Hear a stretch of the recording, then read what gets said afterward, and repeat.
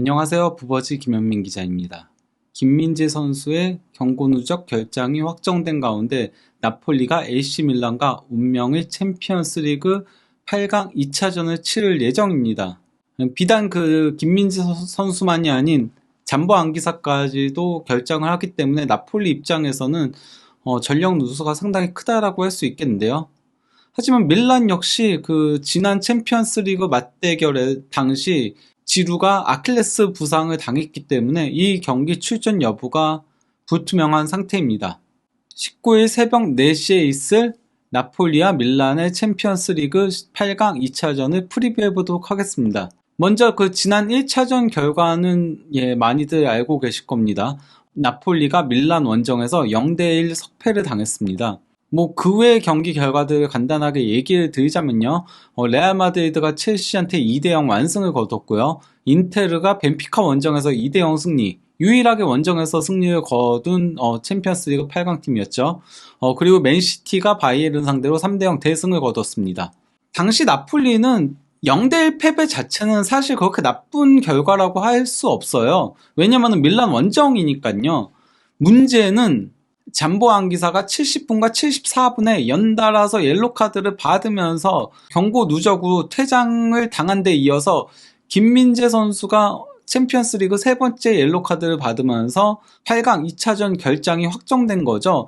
김민재 선수는 8강 1차전만 옐로카드를 피했어도 준결승전이 될 때면 이제 리셋이 되거든요. 그렇기 때문에 결장 없이 계속 준결승전에 진출할 경우 계속 경기에 나설 수 있었는데 조금 아쉬웠던 장면이라고 할 수 있겠습니다. 특히나 이제 이 옐로카드를 받은 게 항의하다가 받은 거잖아요. 항의를 하지 않았으면은 옐로카드를 받지 않을 만한 장면이었는데 이래저래 아쉬운 결과였다라고 할 수 있겠죠.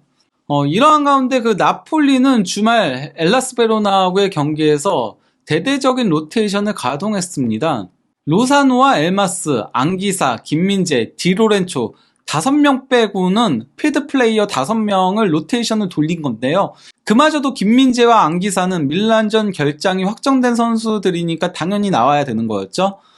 그리고 또 이제 엘마스도 오시멘이 부상 복귀하면서 벤치에서 시작할 가능성이 있습니다. 왜냐면은 지난 경기에서는 엘마스가 가짜 9번 역할을 수행했는데 오시멘이 밀란전에 선발 출전할 것으로 보이기에 그러면은 미드필더로 나오거나 아니면 벤치를 지키겠죠. 즉 로사노와 폴리타노 둘 중 한 명, 그리고 디 로렌초 이 두 포지션 제외하면은 필드 플레이어는 전원 백업이라고 봐도 무방해요. 그마저도 로사노하고 폴리타노는 둘이 반반 번갈아 가면서 이제 선발로 나오던 사이였고, 그리고 또 이제 왼쪽 풀백 자리에 마리오 후이와 이제 올리베라가 둘이 번갈아 가면서 출전했었기 때문에 이들은 체력적으로 다소 여유가 있는 선수들이라고 할 수 있죠. 다만 나폴리가 베로나전에서 보여준 기록을 놓고 보면은 확실히 나폴리가 최근 다소 주춤하면서 선수단의 활기가 좀 떨어진 게 보입니다.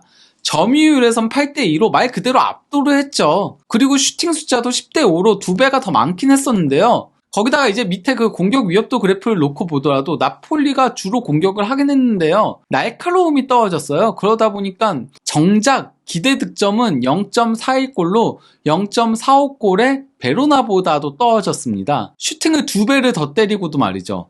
그리고 나폴리는 빅찬스가 단 한 번도 없었습니다. 반면에 엘라스 베로나는 한 번의 빅찬스가 있었던 거였죠. 즉 지금 다소 침체된 공격 분위기를 끌어올릴 필요성이 있다라고 할 수 있겠는데요. 그나마 그래도 위안거리라면 교체 투입된 오시멘이 골대를 강타한 장면이 있었다는 거죠. 나폴리의 최근 성적을 놓고 보면 8경기 4승 1무 3패로 5할 승률을 올리고 있습니다. 다소 주춤하다라고 할 수 있겠죠. 더 큰 문제는 최근 4경기에서 1승 1무 2패라는 데에 있습니다. 물론 그 2패를 모두 밀란한테 당한 거긴 해요. 베로나전은 완전히 로테이션을 대거 돌렸으니까 무승부가 아주 이상한 결과는 아니라고 할 수 있겠죠. 나폴리에게 있어서 키를 잡고 있는 선수는 당연히 부상에서 복귀하는 오시멘이라고 할 수 있겠는데요. 오시멘은 이번 시즌 2284분을 소화하면서 25골을 넣으면서 91분당 1골을 넣고 있습니다.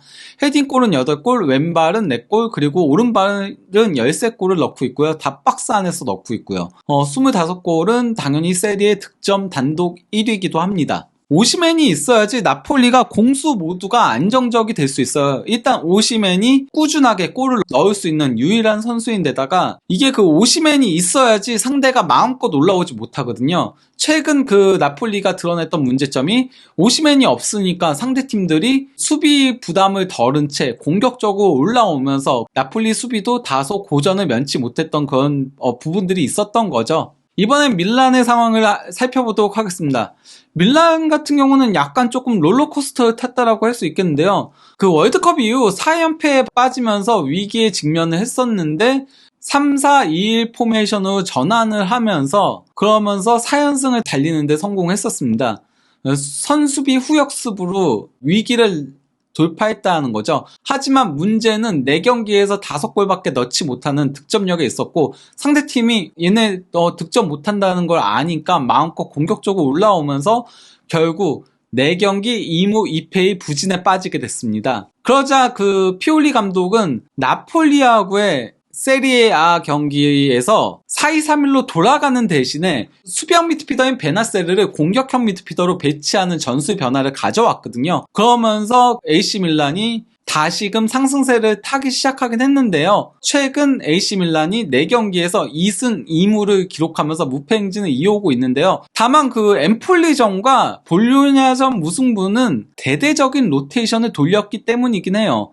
말 그대로 챔피언스리그 올인 모드에 돌입했다라고 봐도 무방합니다. 즉 챔피언스리그의 밀란은 최근 2경기 무승부와는 전혀 다른 팀이라고 봐도 무방한데요. 문제는 그 밀란한테도 악재가 있었다는 데 있습니다. 34분경에 김민재 선수와의 경합 과정에서 지루가 이제 고통을 호소하는 장면이 있었거든요. 정밀 진단 결과 아킬레스 쪽에 부상이 있다라고 해요. 이로 인해 지루는 지난 주말 볼로냐전에 교체 출전조차 하지 않았습니다. 물론 이 경기에서 밀란이 골키퍼 매냥 제외하면은 필드 플레이어를 전원 로테이션을 가동했는데요. 하지만 그래도 교체 출전으로 레앙과 브라임 디아스와 그리고 칼라브리아 같은 선수들이 출전하긴 했거든요. 하지만은 1대1 무승부 상황에서도 지루는 교체 카드로도 활용할 수 없을 정도로 몸 상태가 좋지 못했다는 데 있는 거죠. 이러한 가운데 지루가 한국 시간 17일 훈련을 수행을 했습니다. 그래서 이렇게 사진이 올라온 건데요. 다만 이제 그 한국 시간 17일 오후 5시경에 가제타 델로 스포르트에서 지루의 몸 상태와 대체 가능 선수는 이라는 이제 기사가 올라왔는데요. 내용이 어떤 거냐면요. 지루가 훈련을 소화하긴 했으나 여전히 아킬레스 통증을 느끼고 있는 중이다. 그러하기에 피올리는 고민하고 있다. 다만 밀란 내부에선 지루가 나폴리전에 선발로 나설 것이라고 자신하고 있다. 만약 지루의 선발 출전이 불가할 시엔 레비치와 오리기가 지루의 자리를 놓고 경쟁할 것이다. 피올리의 선택은 레비치가 될 것으로 보인다인 겁니다. 일단 UEFA 공식 홈페이지에도 지루가 아킬레스 부상으로 출전 여부가 불투명하다라고 나와 있긴 하죠. 하지만 그럼에도 지루의 선발 출전을 예상을 했습니다. AC 밀란은 지난 그 나폴리와의 8강 1차전과 동일한 선발 라인업으로 나올 것으로 예상을 했고요. 나폴리 같은 경우는 김민재의 대체 자루는 주앙 제수스가 나올 걸로 예상을 했고 또 이제 왼쪽 풀백은 올리베라가 나올 걸로 봤어요. 그리고 앙기사의 공백은 엘마스가 메울 것으로 UEFA 공식 홈페이지는 보고 있고 오시멘이 최전방 공격수로 선발 출전할 것이라고 예상했습니다. 반면 후스코드는 살짝 변화가 있긴 해요. 다른 거는 다 똑같은데요. AC 밀란 똑같고 나폴리도 다른 자리는 똑같긴 한데 차이가 있다면은 엘마스 대신에 은돔벨레가 앙기사를 대체할 걸로 봤고요. 또 이제 올리베라 대신에 마리우 후이가 이제 왼쪽 풀백으로 선발 출전할 걸로 예상을 했습니다. 근데 지루가 설령 선발 출전하더라도 정상 컨디션은 아닐 가능성이 있어요. 그리고 지루가 정상 컨디션이 아니라면은 나폴리에게는 호재라고 할 수 있겠는데요. 일단 그 이번 시즌 챔피언스리그 공중볼 획득 1위와 2위가 지루와 김민재입니다. 지루가 33회를 기록하고 있고요. 김민재가 32회를 기록하고 있거든요. 상당히 이제 챔피언스리그 기록인 겁니다. 그리고 세리에 R을 놓고 보더라도 베로나의 주리치가 128회로 최다고요. 그 뒤를 지루 86회 그리고 김민재가 84회로 2, 3위를 달리고 있어요. 이 둘이 공중볼을 놓고 상당히 치열하게 경쟁을 했다라고 할 수 있겠는데요. 근데 이제 지루가 전반기 때도 김민재 선수를 높이에서 상당히 괴롭혔었고 후반기 때도 괴롭혔었거든요. 근데 지난 챔피언스리그 8강 1차전에서 지루가 이제 34분경에 아킬레스 부상을 당했었잖아요. 그래서 정상 컨디션이 아닌 상태에서 끝까지 뛴 거였었는데요. 그 경기에서 지루는 공중볼을 16회 경합을 해서 5회 성공시키면서 성공률이 31.3%밖에 되지 않았어요. 반면에 김민재 선수는 공중볼 7회 시도에서 7회를 모두 따내면서 100%의 승률을 자랑했죠. 즉 지루가 정상 컨디션이 아니었다는 게 김민재 선수가 공중볼 싸움에서 유리한 고지를 점령할 수 있었던 이유 중 일부분으로 작용을 했다라고 할 수 있겠죠. 그런데 이제 UEFA 공식 홈페이지나 후스코드나 모두 이제 김민재의 공백을 제수가 메울 걸로 예상을 하고 있잖아요. 제수는 원래 왼쪽 풀백 출신의 높이에는 그렇게 강점이 있는 선수가 아닙니다. 그렇기 때문에 그 지루가 정상 컨디션이 아니라면은 이는 그 나폴리한테 약간 호재라고 할 수 있는 거죠. 대신 이제 그 밀란의 키를 잡고 있는 선수는 레앙이라고 할 수 있겠는데요. 이 그래프는 이제 2021-22 시즌을 시작으로 이번 시즌까지의 볼 캐리 후 슈팅과 찬스 메이킹 맵인 거거든요. 빨간색이 슈팅이고 이제 보라색이 찬스 메이킹이고 그리고 빨간색이 원이 꽉 찬 게 골이고 보라색 원이 꽉 찬 게 도움인 건데요. 보시면 아시겠지만은 볼 캐리 후 슈팅이 109회고 이 중 14골을 넣고 있고요. 그리고 볼 캐리 후 찬스 메이킹이 48회고요. 도움은 7개입니다. 지루가 정상 컨디션이 아니라면은 더더욱 레앙이 볼을 끌고 가면서 마무리들을 지어줄 필요성이 있는 밀란인 거죠. 나폴리가 유난히 이제 레앙한테 조금 휘둘리는 경향성이 있었거든요. 당장 그 지난 8강 1차전에서 사실 25분경까지는 나폴리가 압도를 하고 있었어요. 하지만 25분경에 레앙이 수비 진영부터 그 나폴리 페널티 박스 안까지 단독 드리블로 쭉 치고 올라와가지고는 그래서 이제 날카로운 슈팅을 가져간 게 골대를 살짝 빗나가긴 했었거든요. 이 슈팅 이후에는 흐름이 완전히 바뀌었었어요. 일단 24분경까지만 하더라도 나폴리가 슈팅 숫자에서 9대 0으로 압도를 했었고요. 그리고 또 이제 점유율에서도 53대 47로 우위를 점하고 있었습니다. 이때만 하더라도 나폴리의 쉬운 승리가 예상이 됐었거든요. 매냥 골키퍼의 선방 덕에 간신히 버티고 있었던 밀란이었는데요.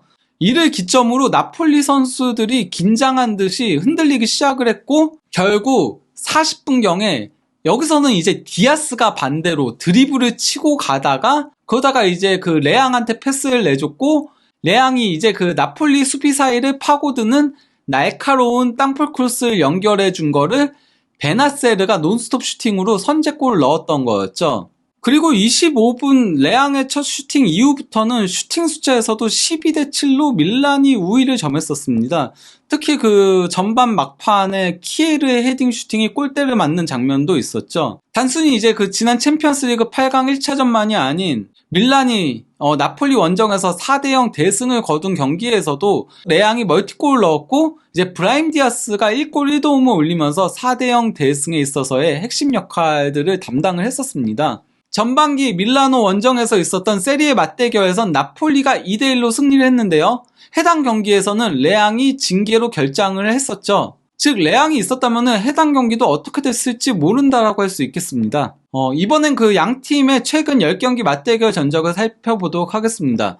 5승 2무 3패로 밀란이 우위를 점하고 있습니다. 특히 그 최근 4경기에서 3승 1패로 확실하게 우위를 잡아가기 시작한 밀란인 건데요. 게다가 밀란은 최근 나폴리 원정 4경기에서 3승 1무 무패 행진을 이어오고 있습니다. 이전까지만 하더라도 나폴리가 홈에서만큼은 밀란한테 6승 2무 무패로 크게 앞서고 있었거든요. 2020-21 시즌 홈경기에서 1대3으로 패하면서 이 구도가 조금씩 바뀌기 시작했다라고 할 수 있겠죠. 이러한 가운데 이제 후스코드닷컴은 나폴리의 2대1 승리를 예상을 했습니다. 그러면서 이제 연장 승부로 갈 것이라고 본 건데요. 그리고 이제 슈퍼컴퓨터에 의해서 승무패를 예상하는 옵타 같은 경우는 나폴리의 승리 확률을 55.5%, 밀란의 승리 확률을 20%, 그리고 무승부 확률을 24.5%로 봤습니다. 다만 한 골차 승리에 이은 연장전 가능성을 57.9%로 보고 있고요.